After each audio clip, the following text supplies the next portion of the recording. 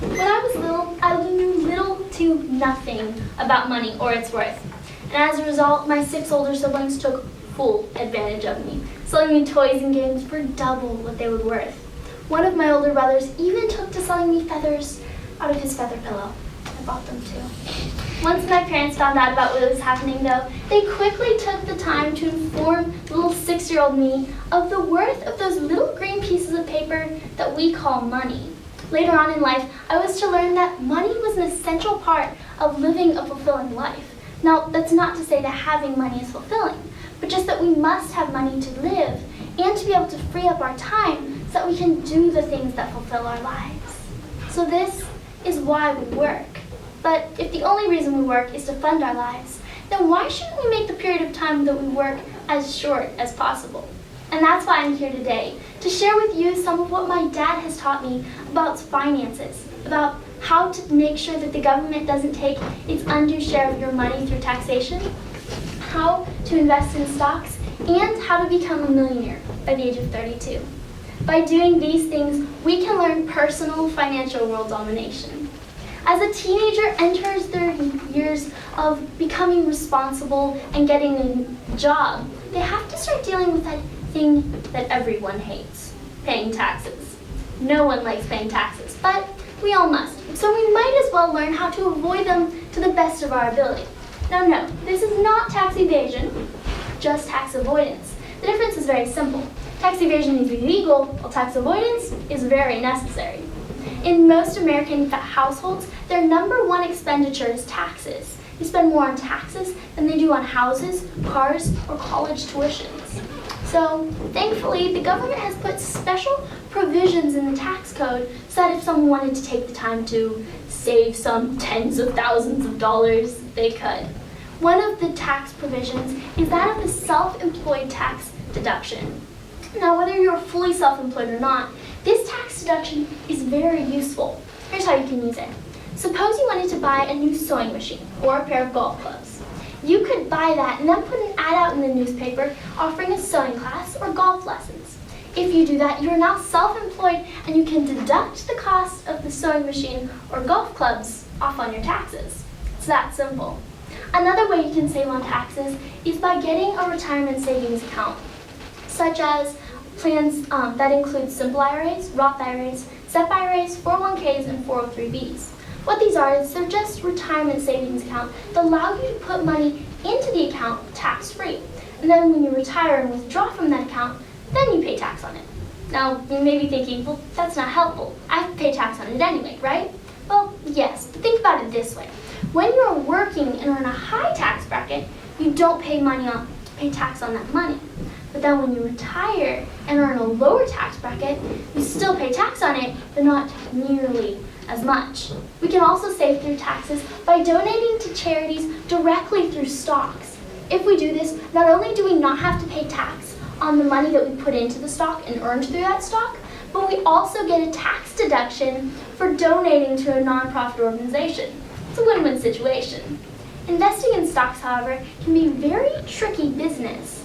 If, however, we entirely give up the idea of investing in individual stocks and only invest in exchange-traded funds, or ETFs, our money can be reasonably safe. It's very easy to do it. So easy and safe, in fact, that my little 8-year-old brother Corbin decided to invest some of his money in it. Now here's how you can get the best return for your money in the stock market. Every month, you should put the same dollar amount into the same stock, whether it is a good month for that stock or a bad month. If you do this, as the stock goes up and down over time, you'll make money. Let me show you how it works. Suppose the first month, you were to put $1,000 into a certain stock. And to make it easy, let's say that with $1,000, you could buy 10 shares of that stock. The second month, you also put $1,000 into that stock. This month, however, since the stock has gone down, you buy 20 shares of that stock. In this scenario, you would have now just lost $500. Congratulations. If the next month, however, the price per stock goes back up to $100 per stock, you have just made $1,000. The stock is exactly back where it started, but you just made $1,000. And while this may not happen with every single stock, it's a pretty fair example of how you can make lots of money through the stock market. Now, I have heard it said by some Christians it's wrong for us to invest in stocks because if the stock goes under, we have just lost the money that God has entrusted us with. Investing in money is actually an issue, though, that Jesus talks about in Matthew 25. It's the parable of the talents. You probably know that. A rich man is going on a journey, so he calls 3 of his servants to him to give them a sum of money. To the first servant, he gives 5 talents of gold. To the second, 2 talents. And to the last one, just 1 talent. After he returns from his journey, he calls the servants to him to give an account with what they have done with the money. The first servant comes in and he says, "Master, you gave me 5 talents of gold. I invested those and I have 10 talents to give back to you." The master is pleased. And then the man with 2 talents comes in. He says, "Master, you gave me 2 talents. I invested those and I have 4 talents to give back to you." The master is pleased again. But then the servant with only 1 talent comes in. He says, "Master, you gave me this 1 talent. And here, look, it's all safe and sound." The master was very displeased with this man because he had not invested it. And I'm not saying that Jesus wants to invest in every or any stock. You should always believe that what you're investing in is ethically right. For me, that means I won't invest in gaming, smoking, or alcohol. For you, it could be totally different. But what we need to make sure is that we believe in what we are investing in. Now, while investing money in stocks is a great way to earn more money, we have to get the initial money in some manner. And the best way that I know how to do that is by getting a college degree. Most teenagers that are going into college when they're trying to decide what their college degree is going to be, are stuck. And many parents don't choose to help their child out with this decision. Up until this point, teenagers have been told what to do and when to do that. Now, when faced with a decision that will determine the rest of their lives, then you're clueless. And often those teenagers will default onto what they love. And there's no problem with that. Until they want to major in something like anthropology. No offense to anyone who majored in it. It's a very nice subject. But it doesn't make enough money to pay off the college loans. And that's the point. What is the worth of having a college degree if you can't make any money with it? Why would you spend 4 years of your life and over $25,000 on something that isn't worth anything? On a diploma that isn't worth the paper it's printed on? What I suggest is for a teenager to get a college degree that will lead to a potential job making $70,000 to $100,000 a year. A job like being an actuary, dental hygienist, or sonogram technician. There are lots of jobs out there that are good jobs, but still make good money. And the fun part about getting a good paying job for your child is that if the child is willing to put $50,000 a year into ETF stocks and live off of whatever else they make, they will be a millionaire in 12 years. Now, no, I'm not saying that $50,000 times 12 makes $1 million, because it doesn't. But remember, they're also earning money through the stock market. And according to what we have seen in the past, what my dad has experienced, the money you put into ETF stocks will double every 7 years.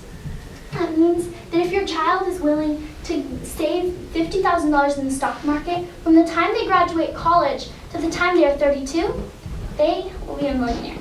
Now you may be thinking up to this point, well, that's a great idea, but is it possible or plausible that my child could do that? Well, I'm saying that yes, it is. My dad grew up in a trailer park in Oklahoma, but when it was time for him to decide what he was going to study, he chose a job that was worth having. And by following these steps that I have shared with you, he was able to retire at the age of 37 and take his wife and 7 kids onto the mission field to serve the Lord. Now, while he has decided to return to work to fund more missions and to put all 10 of us through college, he has shown that it is very possible for anyone, even if they are at the bottom of the socioeconomic ladder, to dominate the financial world. And he has chosen to teach us, his children, what he has learned about world domination. And I hope that I have helped to give you inspiration to have your child dominate the financial world too, because it's so very possible.